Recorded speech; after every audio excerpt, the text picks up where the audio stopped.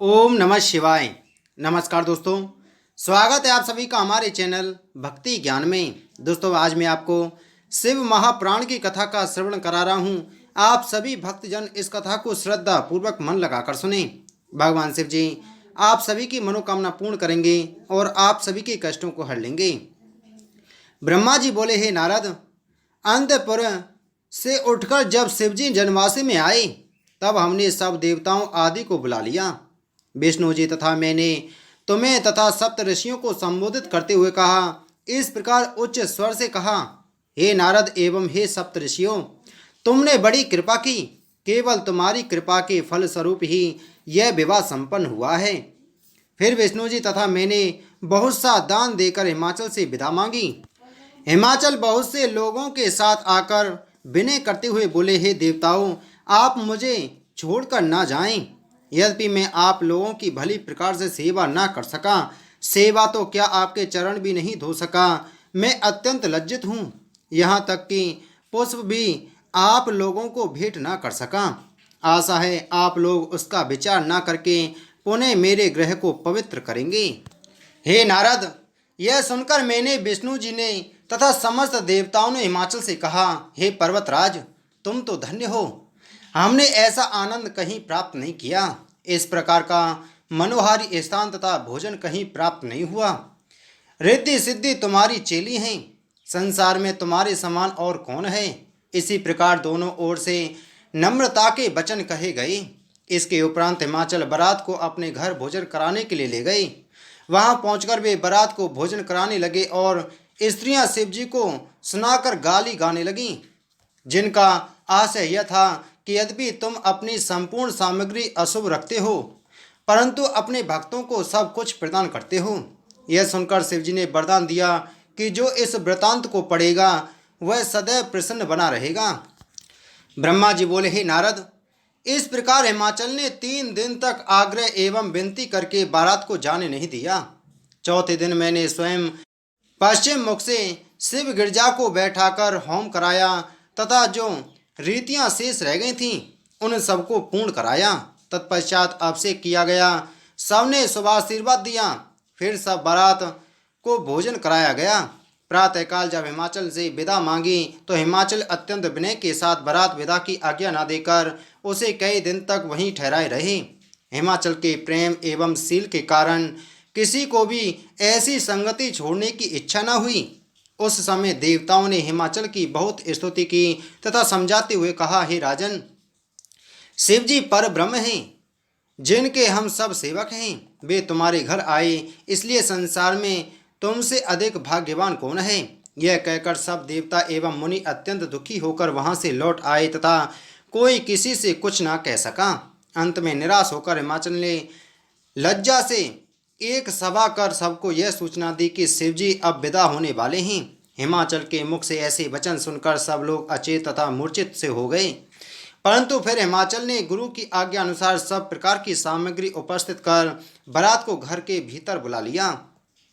हे नारद, जब बारात के सब लोग आ गए तब मैंने शिव एवं गिरजा को मध्य में बैठा लिया।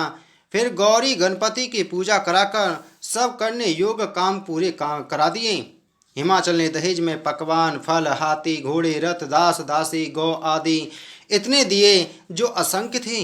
इसके उपरांत हिमाचल ने कहा, मुझे पूर्ण आशा है कि जो अपराध मुझसे हुआ हो उसे आप लोग क्षमा करेंगे। हिमाचल के ऐसे वचन सुनकर सब देवता बोल उठे, हे हिमाचल, तुम मुक्त हो गए, क्योंकि शिवजी ने तुम पर दया की है। तुमने गिरजा का विवाह शिवजी के साथ कर दिया, यह हम पर बड़ी कृपा हुई। ब्रह्मा जी बोले, हे नारद, इस प्रकार हिमाचल तथा मैना सहित समस्त परिवार बारंबार शिवजी की स्तुति करने लगा। तत्पश्चात सब बारात वहां से वास स्थान में लौट आई। शिवजी हिमाचल के घर के भीतर गई, जहां सब स्त्रियां एकत्रित होकर शिवजी को विदा करने लगीं। शिवजी ने कहा, सब बारात यहाँ से विदा हो गई, अब मुझे भी विदा होने की आज्ञा दें। यह सुनकर मैना ने बड़े स्नेह के साथ गिरजा को शिवजी को सौंप दिया तथा बोली, हे शंकर, यह गिरजा मुझे प्राणों से भी अधिक प्रिय है तथा अभी इसकी अवस्था छोटी ही है। यह अधिक कोमलांगी है। इसको संसार के रीति रिवाज अब तक मालूम नहीं। यह बहुत ही सीधी है, इसलिए आप इसे प्रेम तथा कृपा से रखें। यह कहकर मैना शिव जी के चरण पकड़कर मोहित हो गई। हे नारद, यह सुनकर शिव जी बोले, तुम और हिमाचल धन्य हो, जिनकी संसार में सब लोग स्तुति करते हैं। तुम कुल एवं परिवार सहित मुक्ति प्राप्त करोगे। हमें भक्तजन बैर भय प्रीति भक्ति एवं संबंध आदि द्वारा अनेक प्रकार से पाते हैं। यह कह शिवजी मैना से विदा होकर हिमाचल के पास आए तथा हाथ जोड़ खड़े होकर विदा मांगी। उस समय हिमाचल अत्यंत प्रेम एवं भक्ति से आंसू बहाते हुए बोले, हे प्रभु, आप मेरे समस्त अपराधों को क्षमा करें तथा मुझे अपना सेवक समझकर सब दुख दूर करते रहें। यह कहकर हिमाचल ने शिवजी को विदा किया। तब बारात बड़ी धूमधाम से चली। उस समय सब प्रकार के बाजे बजने लगे। ब्रह्मा जी बोले, हे नारद, इस प्रकार शिवजी वहां से विदा होकर नगर के बाहर ठहरे। उधर मुनियों ने हिमाचल से कहा कि अब गिरजा को भी विदा कीजिए। जब यह समाचार भीतर मैना के पास भेजा गया तो मैना सुनकर प्रेम सागर में डूब गई। नगर भर की स्त्रियों को बुलाया गया। वे सब वस्त्राभूषणों से सुसज्जित होकर गिरजा को विदा करने के लिए आईं। ब्राह्मण स्त्रियों ने गिरजा को पतिव्रत धर्म की शिक्षा देते हुए कहा, हे गिरजे, अपने पति की सेवा लोक में अत्यंत आनंद प्रदान करने वाली है। तुम दिन रात पति की सेवा में लगी रहना। स्त्री के लिए इसके समान कोई दूसरा तप नहीं है। संसार में 4 वस्तुएं अत्यंत सुख देने वाली हैं। पहला प्रियतम, दूसरा धर्म, तीसरी स्त्री तथा चौथा संतोष। परंतु इन चारों की परीक्षा विपत्ति के समय में ही हो सकती है। जो स्त्रियां अपने पति का सम्मान नहीं करती, उनकी सेवा नहीं करती, वे निसंदेह नरक में जाती हैं। इसलिए स्त्री को सब कुछ त्याग कर केवल अपने पति की ही सेवा करना उचित है। वेदों में 4 प्रकार की स्त्रियां बताई गई हैं। पहली उत्तम, वह है जो स्वप्न में भी दूसरे पुरुष का मन में विचार न लावे। दूसरी मध्यम, जो अन्य पुरुष को पुत्र पिता व भाई के समान समझे। तीसरी निष्कृष्ट, जो अपने धर्म का विचार करके पर पुरुष की संगति से बची रहे। चौथी अति अधम, जो अपने पति व कुल के भय से दूसरे की संगति से बच जावे। समय से न डरना भी चौथी प्रकार की स्त्री में ही गिना गया है। पतिव्रता स्त्रियों की सभी प्रतिष्ठा करते हैं। ए नारद, ब्राह्मण स्त्रियां गिरजा को इस प्रकार समझाती हुई फिर बोली कि स्त्री से चाहे अनेक पाप हुए हों, परंतु वह केवल अपने प्रतिवत धर्म से ही परम पद प्राप्त करती है। हे गिरजा, शिवजी जितनी स्त्रियों पर कृपा करते रहते हैं, उतनी तो किसी पर नहीं की। जो स्त्रियां अपने पति का विरोध करती हैं, वे निसंदेह नारकीय हैं। उनकी पहचान यह है कि वे दूसरा जन्म धारण कर या तो युवावस्था में ही वैधव्य को प्राप्त करती हैं या पति सहित अनेक प्रकार के दुखों को भोगती हैं। पतिव्रता स्त्रियों की वेद भी बड़ाई करते हैं। स्त्री को उचित है कि प्रथम अपने पति को भोजन कराकर स्वयं पीछे खावे तथा प्रथम अपने पति को सुलाने के पश्चात स्वयं सोवे। पति जो आज्ञा दे उसको बिना किसी हट के पूरा करें। बुरी स्त्रियों से प्रेम तथा संगति न रखें। अपने मुख से कभी भी पति की निंदा के शब्द न निकालें। एकांतवास न करें। जहाँ अपने पति की प्रसन्नता तथा इच्छा देके वहाँ स्वयं भी अधिक प्रीति बढ़ावे तथा अपने पति को किसी समय भी ना छोड़ें। विपत्ति के समय में भी एक समान ही देखें। ऐसे नियम से चले जिससे पति को अधिक परिश्रम न करना पड़े। जो स्त्री अपने पति की इच्छा के बिना व्रत आदि करती है, वह अपने पति की आयु को कम करती है तथा स्वयं नरक में जाती है। स्त्री को यही उचित है कि वह पति से ऊंचे स्थान पर ना बैठे और न पति के सम्मुख किसी पर स्त्री से बात करे। झूठ एवं दुर्वचन मुख से ना निकालें। सदैव लड़ाई झगड़ों से दूर रहे। यदि किसी समय उसका पति मार पीट करे तो स्त्री को क्रोध न करना चाहिए और न भागना ही चाहिए।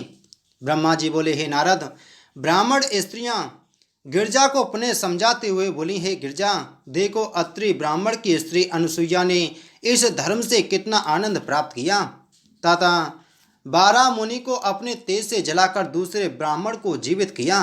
पतिव्रत धर्म की एक कथा मुनि इस प्रकार कहते हैं कि एक तपस्वी तप करते थे। एक बगुली ने उनके सिर पर विष्ठा कर दी। जब तपस्वी ने ऊपर दृष्टि उठाकर उसकी ओर देखा तो उसी समय बगुली जलकर भस्म हो गई। यह देखकर तपस्वी ने अनुमान लगाया कि हमारा तप अब पूर्ण हो गया है। इसी प्रकार से वे तप को छोड़ चलते फिरते एक पतिव्रता स्त्री के द्वार पर आए। उस स्त्री ने तपस्वी की बड़ी सेवा की तथा द्वार पर तपस्वी को ठहराकर स्वयं घर पर दान के लिए वस्त्र लेने गई। संयोगवश उसके पति ने घर में उससे किसी काम के लिए कहा। वह उसी कार्य में लग गई तथा तपस्वी की बात भूल गई। जब वह पति की सेवा कर चुकी तब दान लेकर द्वार पर आई। उसको देख तपस्वी ने क्रोधित होकर श्राप देने की इच्छा की। उस समय उस स्त्री ने तपस्वी को क्रोधित देखकर कहा, हे तपस्वी, मुझको किसी प्रकार का भय नहीं है, तुम इतना क्रोध क्यों करते हो? क्या मैं बगली हूँ? इतना कहकर तपस्वी का अहंकार नष्ट हो गया। उसने उसकी बराबर प्रशंसा कर इस बात को समझा कि पतिव्रता धर्म सब धर्मों में बड़ा है। हे गिरजे, तुम विश्वास रखो कि संसार में पति से बढ़कर अन्य कोई देवता नहीं है। ब्रह्मा जी बोले, हे नारद, मीना ने भी गिरजा को इसी प्रकार बहुत सी बातें समझाई। फिर उनको विदा करने की इच्छा की। वे गिरजा के वियोग का दुख स्मरण कर अत्यंत दुखी हुई। वे गिरजा को बारंबार अपनी भुजाओं में लिपटा लेती थीं। इसी प्रकार शिवजी की सेवा के लिए बार बार कहती हुई रोने लगीं। वे बोली, हे पुत्री, दूसरे के फंदे में पड़कर कुछ आनंद नहीं मिलता। गिरजा भी प्रेम से मैना के चरणों पर गिर पड़ी तथा मूर्छित हो गई। मैना ने उन्हें उठाकर अपनी छाती से लिपटा लिया। फिर गिरजा की सखियां गिरजा को मैना से अलग कर वे ले चलीं। इसी प्रकार गिरजा सबसे विदा होकर स्वयं रोती तथा दूसरों को रुलाती हुई चली। गिरजा की बातों को सुनकर बड़े बड़े धैर्यवान भी अधीर हो उठते थे। यहाँ तक कि पशु पक्षी भी रोने लगे। हिमाचल को भी बहुत दुख हो रहा था। उस समय कोई भी ऐसा पंडित ज्ञानी शेष न रहा जिसको रोने पीटने के अतिरिक्त कुछ ज्ञान रहा हो। तब ब्राह्मणों ने हिमाचल तथा उनके मित्रों से कहा कि अब शीघ्रता करो, शुभ मुहूर्त समाप्त हुआ जाता है। यह सुनकर हिमाचल ने निरुपाय होकर गिरजा को पालकी पर सवार कर स्त्री धर्म की शिक्षा दी। मैना आदि अन्य समस्त स्त्रियां तथा पुरुष एक साथ गिरजा को आशीष देने लगे। हिमाचल ने गिरजा को वे दासियां भी दे दी जिन्हें गिरजा विशेष रूप से चाहती थी। जितने तोता आदि मधुर वाणी के पक्षी थे जिन्हें गिरजा बहुत प्यार करती थी, वे भी गिरजा के साथ कर दिए। गिरजा के चलने के समय मार्ग में शुभ शकुन हुए, बाजे बजने लगे तथा चारों ओर प्रसन्नता की बातें दृष्टि गोचर होने लगीं। हे नारद, गिरजा की विदा के समय बहुत सा दान द्रव्य लुटाया गया। चलने के समय हिमाचल ने अपने पुत्रों सहित देवताओं से प्रार्थना की कि हम कुछ दूर तक आपके साथ चलेंगे।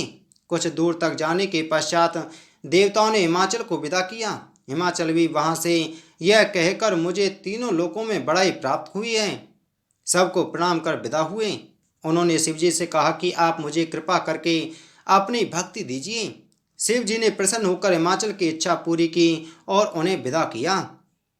हिमाचल के यहाँ जितने अतिथि आए थे उन सबको भी हिमाचल ने आदर सहित विदा किया। उस समय विंध्य पर्वत ने हिमाचल से कहा, हे राजन, तुम शिवजी से संबंध स्थापित करके हम सबसे श्रेष्ठ हुए। अस्तु, जब शिवजी बारात के साथ कैलाश पर्वत पर पहुँचे तब वहाँ हर प्रकार के आनंद की सामग्री एकत्रित हुई, बाजे बजने लगे तथा शिवजी की आरती उतारी गई। तदुपरांत शिव गिरजा ने शुभ लग्न में मंदिर में प्रवेश किया। ब्रह्मा जी बोले, हे नारद, शिव गिरजा के मंदिर में प्रवेश करने के पश्चात सब स्त्रियां एकत्रित होकर उनकी आरती उतारने लगीं। विष्णु तथा हम सब ने दोनों का पूजन किया। उस समय हम सबको इस प्रकार आनंद प्राप्त हुआ कि जिस प्रकार दरिद्री को धन, अंधे को नेत्र तथा रोगी को अमृत प्राप्त होने से होता है। हम सब ने उनकी अलग अलग स्तुति की जिससे शिवजी अत्यंत प्रसन्न हुए। फिर वहां से विदा होने की आज्ञा मांगते हुए शिवजी से यह निवेदन किया, हे कैलाशपति, हम सबका जो मनोरथ है उसे आप भली भांति जानते हैं। आप हम पर कृपा बनाए रखें और अब हमें जाने की आज्ञा दें। हे नारद, इसके उपरांत क्रमशः वहाँ से सब लोग विदा हुए। शिवजी ने विष्णु तथा मुझसे कहा, मुझे तुमसे अधिक प्रिय कोई नहीं है। तुम्हारे कहने से ही मैंने गिरजा से विवाह किया। अब तुम भी अपने लोक को लौट जाओ, तुम्हारे सब कार्य संपन्न होंगे। तारक दैत्य शीघ्र ही यमलोक में जाएगा। यह कहकर शिवजी हंसे और चुप हो गए। विष्णु जी तथा मैं भी हंसकर बड़ी प्रसन्नता से जय जय श्री शंभु कहते हुए उनकी स्तुति करके वहां से चल दिए। बरात के चले जाने के पश्चात शिवगण उनकी सेवा करने लगे। शिवजी जगत पिता तथा गिरजा जगत माता हैं। हम उनके श्रृंगार का किस प्रकार वर्णन करें। संसार में शिव के समान और कौन सहायक है। उन्होंने पर ब्रह्म होकर भी संसार का दुख दूर करने को विवाह किया, जिससे उनकी वह लीला कह सुनकर संसारी जीव मोक्ष प्राप्त करें। शिव गिरजा के विवाह की यह कथा अत्यंत मंगल प्रदान करने वाली है। जो इसको ना सुने वह पशु के समान है। इस संसार में शिवजी के यश गान के अतिरिक्त मुक्ति प्राप्त करने की कोई सरल युक्ति नहीं है। यद्यपि उनका यश अपार है, परंतु जितना सुना जा सके भलाई के लिए उतना ही बहुत है।